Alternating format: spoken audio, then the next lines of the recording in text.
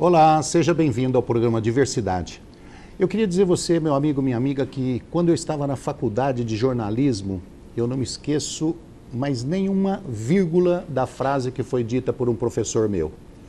Dizia o seguinte: se alguém montar um jornal que fale só de coisas boas, esse jornal tem tendência a falir em 2 meses. Um programa de TV ou de rádio que só fale de coisas boas tem tendência a fechar ou acabar em 2, 3 meses. Por quê? Porque parece que é mais gostoso divulgar coisas ruins. Parece que é a informação que mais é captada pelo público. Mas eu insisto na tese de que coisas boas têm que durar. Eu acredito nas pessoas que gostam de ouvir coisas boas, eu acredito nas pessoas que têm lá no fundo uma vontade de prestar serviço ao próximo, de prestar solidariedade, de fazer da sua vida uma coisa boa, de gastar horas em favor do próximo. E eu gosto de trazer pessoas que fazem esse tipo de dedicação durante a vida inteira. E é com enorme prazer que eu trago Ica Fleury, voluntária desde criancinha. Tudo bem com você? Bem, muito obrigado, viu, Roberto? É uma satisfação muito grande estar aqui no seu programa, né? E trabalhando com você aqui hoje. Bom, eu te conheço, deixa eu ver, uns 15 anos ou mais, 16 anos. Quase mais que isso, né? E desde lá nós sempre falamos de voluntariado. Perfeito. Na época quando você era primeira-dama, já tinha desenvolvido uma série de livros, de panfletos em prol da pessoa com deficiência. Perfeito. Então eu te pergunto, isso vem muito antes do governo, vem muito antes essa tendência sua a voluntariado, a ajudar a pessoa com deficiência? Eu acho que ela vem bem antes, sim, né? Eu acho que as coisas acontecem dentro da família, né? Dentro da casa. Meu avô era uma pessoa muito importante para mim nessa área, né? Ele sempre teve uma atenção muito grande com as outras pessoas, com as pessoas que precisavam, né? E isso se tornou comum na minha família. Cada um faz o tipo de voluntariado que se interessa mais, mas todos têm uma tendência muito grande para esse trabalho comunitário, que muitas vezes é difícil de você encontrar em escolas, né, de uma forma estruturada aqui no Brasil e que fora é muito comum, né? E hoje, graças a Deus, algumas já estão conseguindo estruturar o voluntariado infantil, juvenil, que é extremamente importante, né? Depois, é tão engraçado, né? Quando meu marido, enquanto promotor público que ele foi por muitos anos, no interior a gente tem mais a capacidade de estar muito próximo com a comunidade. Também lá, nas cidades em que ele foi promotor, a gente continuou fazendo um trabalho. E aí foi o grande momento, né? Quando ele foi para a Secretaria da Segurança Pública, eu comecei um voluntariado dentro das creches da Secretaria, desenvolvendo na área social. Naquela época eu era uma artista plástica, já um pouquinho mais avançada, tinha ganhado alguns prêmios na área artística, mas aí me envolvi tanto no voluntariado, e mesmo no voluntariado do Fundo Social de Solidariedade, e aí começou minha carreira no voluntariado, né? Na época do governo, também como presidente do Fundo Social de Solidariedade, foi um voluntariado também, mas com um compromisso muito sério, né? E que no governo Fleury foi o primeiro governo que colocou o Fundo Social de Solidariedade do Estado de São Paulo como articulador e coordenador das políticas públicas, entre elas 4. A questão da área da deficiência, idoso, prevenção, uso devido de drogas e AIDS. Naquela época, falar de idoso não era muito comum, na década de 90, né? Era a questão da criança, não era muito bem recebido, né? Né? Porque o Brasil não entendia que nós íamos envelhecer numa rapidez muito grande, né? E dados que nós já tínhamos dizia que nosso envelhecimento ia ser muito rápido e que nós não tínhamos políticas públicas, né? Na área da deficiência ainda a gente falava em quebra de barreiras arquitetônicas, né? Então foi um momento muito importante que lá nós fizemos um programa e que hoje, e você fez muito bem, na área da Secretaria, início da Secretaria da Pessoa com Deficiência do município, né? E que o Fundo Social foi como se fosse uma secretaria, o órgão articulador e coordenador, com as 23 secretarias de Estado, cada um fazendo, dentro da sua capacidade, ações voltadas na área da deficiência e em outras áreas com os outros programas. Não eram ações, e sim programas. Então, nesse momento em que você fala do voluntariado de primeiras damas, que tem a força política, né, e a vontade de trabalhar, como eu falo, primeira dama, todo mundo fala, puxa, foi difícil para mim? Não, foi um aprendizado e foi um momento muito importante em que muitas mulheres puderam mostrar sua capacidade, tanto de trabalho como de capacidade de mostrar o seu conhecimento, né? Tanto voluntário como não voluntário, né? Como profissional na área. Tivemos assessores maravilhosos, como falar a Ana Rita de Paula, que é uma grande mulher, né? Importante nesse mês da mulher, que a gente pode falar também, e outras tantas que colaboraram nesses programas sociais. A partir daí, saindo do governo de políticas públicas, macro, descendo depois para os municípios, todo mundo envolvido, aí eu já era também conselheira da ACD. E aí fui para o nosso voluntariado do dia a dia na sala de aula. Você foi diretora na ACD também? Fui. Diretora do voluntariado da ACD. Mas antes disso, eu falei, eu fiz carreira no voluntariado na ACD. Saindo do governo. Subiu, né? De posto. Saindo do governo. Eu era do conselho, né, administrativo, mas o conselho era uma vez por mês, que ia nas reuniões, tomava conhecimento do que acontecia no macro também da ACD.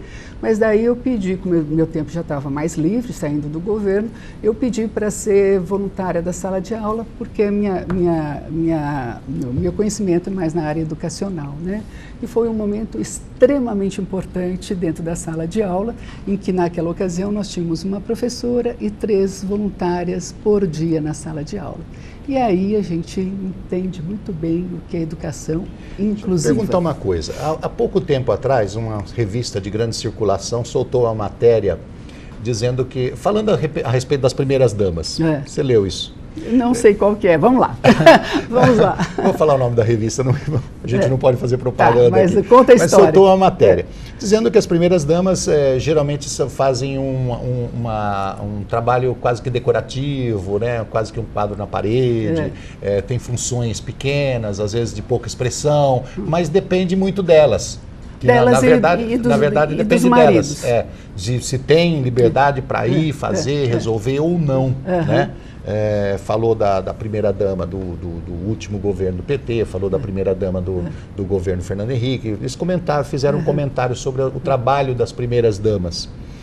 Eu te pergunto, aí vem também uma outra coisa. Geralmente fala assim, olha, os governos são travados pela burocracia, são travados por uma série de esquemas que não deixam o processo avançar, que é muito difícil e tudo mais. Você enfrentou esse tipo de dificuldade na época do governo para implantar suas ideias com relação às pessoas com deficiência, com relação ao voluntariado? Vamos por etapas. Primeiro, né? Questão da mulher de um governante, seja presidente, governadores, prefeitos, né? Isso eu sempre falo. Primeiro você precisa ter vontade e vocação, né, para a área social. Se você não tiver, é melhor ficar quietinha no seu canto, o governante colocar uma pessoa que realmente tem capacidade, né? E ela vai fazer outras atividades, né, e tudo mais.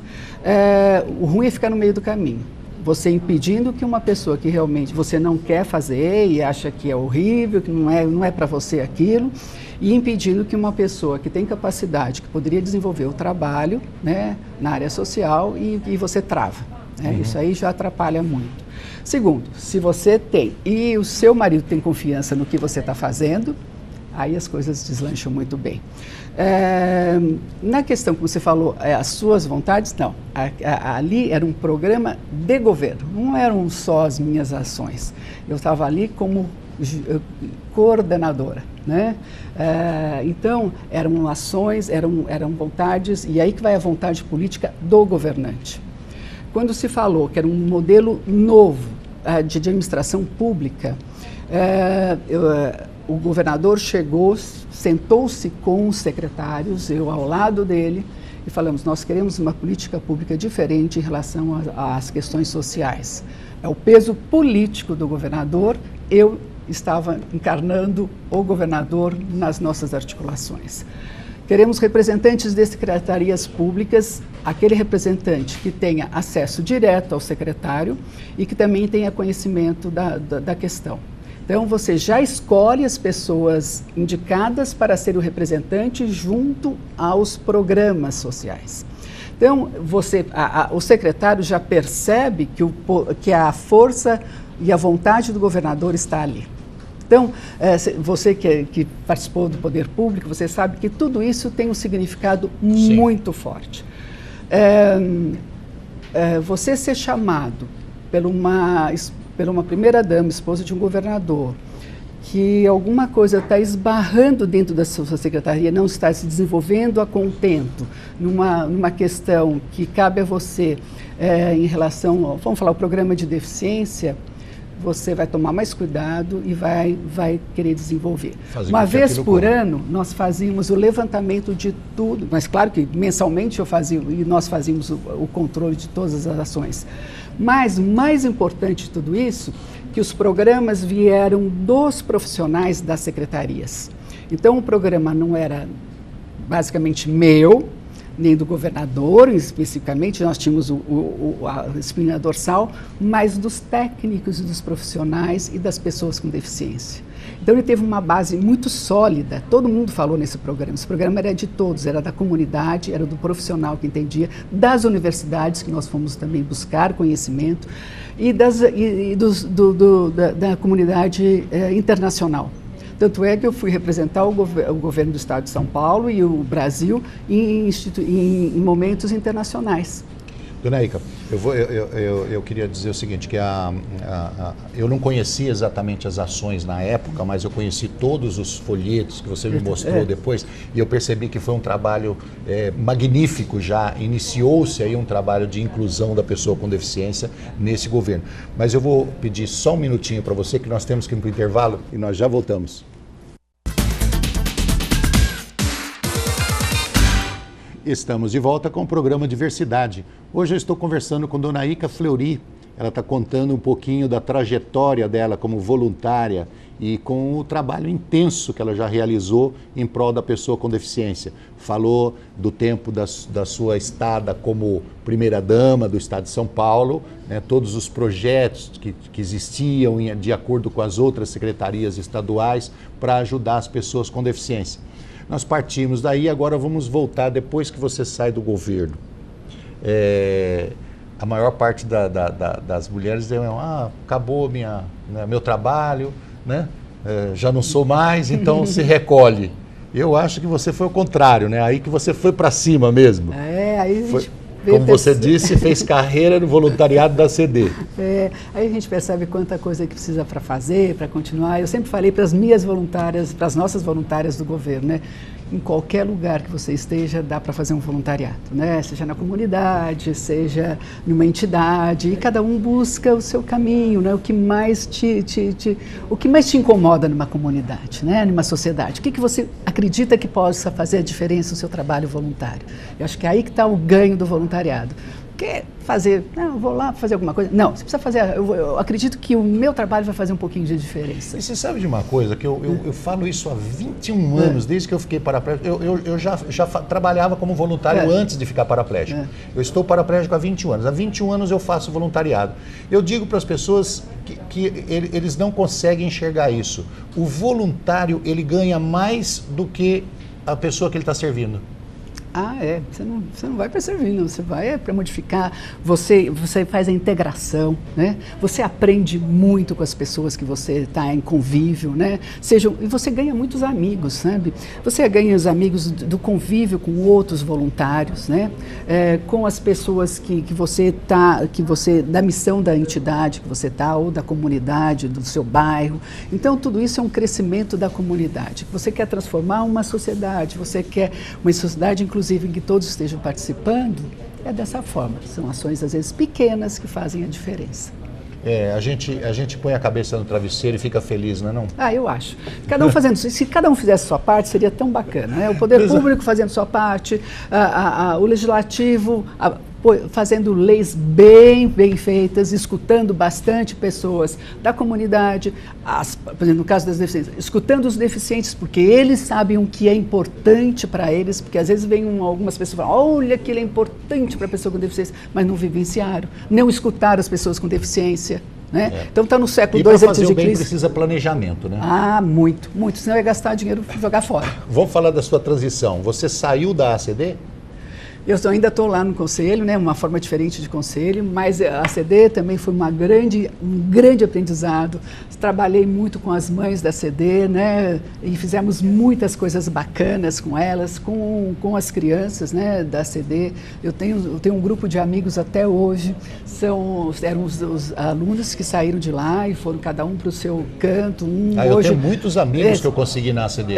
As crianças que hoje estão adolescentes, uma é formada em Direito, outra é artista plástico, hoje que nós encontramos com frequência. Pelo menos uma vez por ano nós estamos juntas, e um grupo de mães maravilhosas, ativistas, que sabem os direitos dela, dos filhos, e que sempre procuraram que esses filhos cadeirantes tivessem essa consciência do que era importante, que educação para elas não era só colocar na escola, só para passar o tempo, para sair de casa. Não, que era um compromisso realmente de cidadãos que precisam ter educação inclusiva de uma forma de qualidade. Unir a família. Aí você foi para a Fundação Dorina. Ao mesmo tempo, teve uma época que eu estava nas duas. Né? A Dorina e o Lancelotti, que era o presidente também das duas entidades, me convidaram para estar lá na Fundação, que foi também um aprendizado muito... A Dorina era um doce, né? Nossa, era um doce, uma pessoa de uma luz extraordinária, uma pessoa de uma inteligência extraordinária, com 17 anos ficou cega. A luz não entrava nos olhos dela, a luz saía dos olhos dela. E o sorriso mostrava tudo. Né? Eu sinto falta de quando tem um projeto assim, bem bacana, bem assim, diferente na Fundação, de entrar na sala dela e falar, mas olha que bárbaro, vamos em frente, aquele sorriso que iluminava e que dizia pra gente, vai em frente que vai dar certo. Ica, fala uma coisa para mim, nós temos pouco tempo no programa, então a gente precisa acelerar agora. Eu queria falar sobre a Fundação Dorina. A Fundação Dorina, ela sofreu muito com essa crise financeira, essa crise econômica que o Brasil está passando aí nos últimos 4 anos, como quase todas as outras fundações. Perfeito. A gente viu uma série de ONGs, OCIPs, fundação, fecharem as portas. Certo. Muitas no Brasil, mas não foram poucas, foram muitas. Isso. E as que continuaram, diminuíram drasticamente o seu atendimento. No caso da Fundação, qual foi o tamanho desse tombo? Não, nós ficamos 2 anos, 2014, 2015, no vermelho. 2016 a gente fez uma reestruturação. Nós temos 2 conselheiros muito importantes, um deles é que faz reestruturação em empresas e que entrou de sola lá, como diríamos. E a gente fez várias intervenções, né? E com isso, posso dizer para vocês que em 2016, nós que tínhamos orçamento que iam terminar no vermelho, nós terminamos no azul. Estamos equilibradas financeiramente. Mas tiveram que fazer demissões? Demissões que estavam já previstas, tá? Não foi por causa da crise? E aí nós tivemos também um aumento até de atividades, porque os conselheiros ajudaram muito, os funcionários também, mas nós tivemos um aperto, luz, de pingo a pingo. Nós fizemos uma reestruturação. Uma equipe boa, não, mas foi assim. A equipe ajuda, né? Impressionante como nós chegamos e colocamos todas as nossas necessidades. Foi feito um planejamento orçamentário, aliás, financeiro, né, que a gente fez um comitê de crise, que bom. Não, foi uma coisa muito bem feita e que nós tivemos resultados. Corremos atrás, sim, de projetos para a gente conseguir, projetos de receita livre, para que a gente conseguir pagar os funcionários. Fizemos acordos com os nossos fornecedores. Né? Não diminuiu a quantidade de atendimento também? Não. Até ampliamos um pouco, tá? Diminuímos um pouco a produção de livros, que isso é uma coisa muito cara e que nós precisamos diminuir um pouco. Mas do atendimento e não os salários foram pagos no mês. Claro que tudo isso foi feito o ano passado. Agora estamos no azul e agora existe a projeção. Diminuímos algumas despesas que por exemplo, mantenedores, nós tivemos que tinha uma despesa que era para aumentar banco de dados, não sei o quê. Não fizemos. Algumas a gente foi analisando o que era importante e que esse ano nós vamos ter que fazer. Claro, nós precisamos de mantenedores, precisamos aqui de 30, 40, 50 reais para pagar, que nós queremos ampliar essa daí. Projetos na área social de incentivos fiscais, aquilo que todo mundo sofreu porque as empresas não tiveram lucro, nós tivemos também essa diminuição. Fomos correndo buscando em outras empresas. Né? Deixa eu só falar uma coisa, Ica.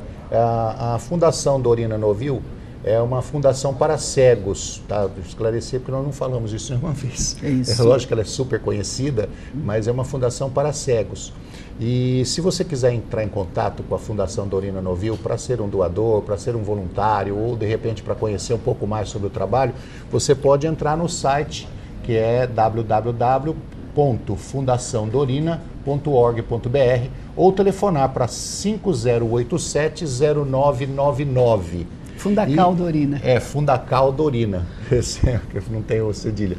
E a dona Ica está falando para mim aqui uma coisa importantíssima. Dona Ica está falando uma coisa importantíssima. Retiro o dona. Está falando uma coisa importantíssima. Você vê só, na época de crise, você junta a sua equipe. Se a sua equipe é boa, a crise é passageira, rápida e passa assim quase que sem sentir.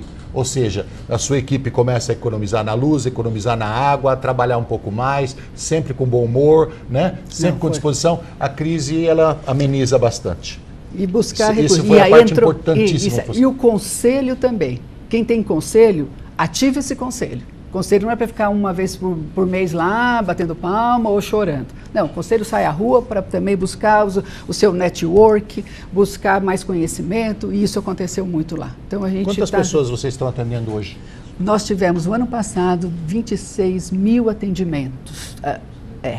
E nós trabalhamos o Brasil inteiro, né? Nós mandamos mais de 3 mil, nós mandamos para mais de 3 mil entidades, bibliotecas. 26 mil atendimentos.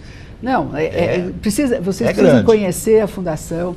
Nós fazemos livros em braille, livros falados, livros digitais, para todo tipo de... Nós atendemos crianças, recém-nascidas até 100 anos, as pessoas, né? Então, todas as faixas etárias e dependendo do público, as necessidades necessárias. É importante que você diga isso, que é de 0 a 100 anos, porque a pessoa não tem idade para ficar cega, né? Não, principalmente as mais velhas com doenças degenerativas, né? Nós temos um número grande. Precisa de atendimento. E o atendimento para os adultos é até muito mais difícil, né? Porque até o cara se adaptar... Reabilitar. Todo mundo fala, é fácil andar de bengala. Não, a bengala para a pessoa que tem deficiência visual, que é gente em baixa visão e cegos, você tem que aprender. Tem que ter treinamento. É uma extensão do seu corpo, tem uma série de atividades que você tem que fazer. Atividades diárias que nós damos lá, você tem que aprender a cozinhar, a arrumar seu armário de uma forma que você sozinho, com independência, tenha conhecimento, passar uma roupa, tudo isso é um reaprendizado. É o que a gente chamava lá na CD de Associação da Vida Diária. É isso mesmo. AVD. É isso mesmo. Quer dizer, a pessoa tem que saber o dia a dia dela, depois se inserir na sociedade, depois no mercado de trabalho, aí por diante. Isso. Ou seja, pegar um ônibus, andar na rua, né? Como atravessar uma rua. Hoje nós temos poucos sinais sonoros na cidade, aliás, pouquíssimos. Nós fizemos um levantamento bem bacana na Vila Mariana, para dar para a subprefeitura das necessidades da região, não só para a Fundação Dorina, mas para toda aquela região, que nós temos muitas entidades lá. Então, calçadas, cortar árvore, sinalização, uma série de coisas que o poder público vai também contribuir para melhorar aquela região. Ica, eu sei que você tem mais 3 horas para falar. Mas... bastante. Nós precisamos encerrar o programa. Eu agradeço bastante sua vinda aqui. Eu que agradeço pelo seu trabalho, que eu conheço há muitos anos e sei que realmente é um trabalho sério. Agradeço pelo trabalho da Fundação Dorina e eu espero te ver novamente. Se Deus quiser. E muito obrigado aí, muito obrigado por esse voluntário aqui, que além do trabalho profissional, ele é um grande voluntário e ativista. E obrigado a você de casa que esteve conosco no programa Diversidade. E nós te esperamos na semana que vem com muito mais coisa boa. Um abraço, até lá.